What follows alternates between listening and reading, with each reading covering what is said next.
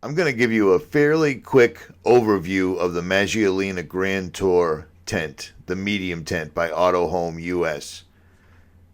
This was a nice tent, an actual 3.5-inch closed cell foam mattress in it, real locking hardware, serious fabric, serious zippers, stitching, Velcro, etc. This was the medium, the one that I had, and they claim that its weight was 136 pounds. It was 57 inches by 83 inches by 14 inches, and that's pretty much accurate. And they claim that the medium can hold two regular size adults and a small person. They hand lay the fiberglass. Now, this is my third tent, my third rooftop tent. And my last one was a made in China tent. I did a review on that. You can see that right here.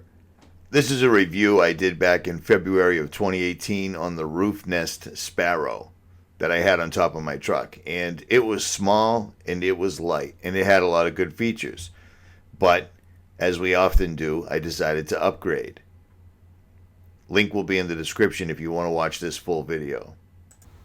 Comparing the hardware of the Auto Home Maggiolina tent to a Roof Nest, a Tent Box, or any of the others is apples and oranges.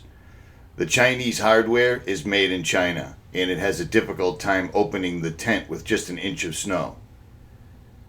On the other hand, the Maggiolina, it takes about 40 seconds to hand crank it all the way up, but it's an incredibly solid setup.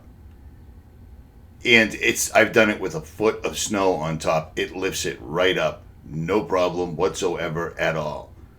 The gearing, the rail system is rock solid stuff. They were not messing about.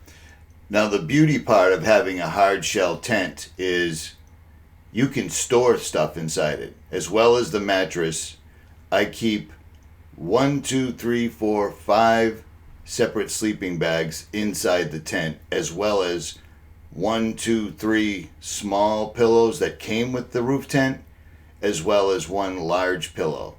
And you can see I'm throwing everything out right now.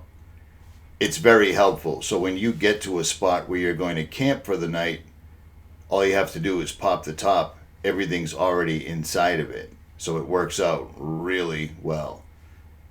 Now, looking at the inside of the tent, all the Ripstop nylon is top shelf. It's incredibly water resistant. The lift mechanism is solid. It's aluminum and gear driven. It works really, really well. YKK zippers, watertight zippers, seals. The overhead actually can hold stuff, unlike the Chinese knockoffs. It's got an OLED light inside.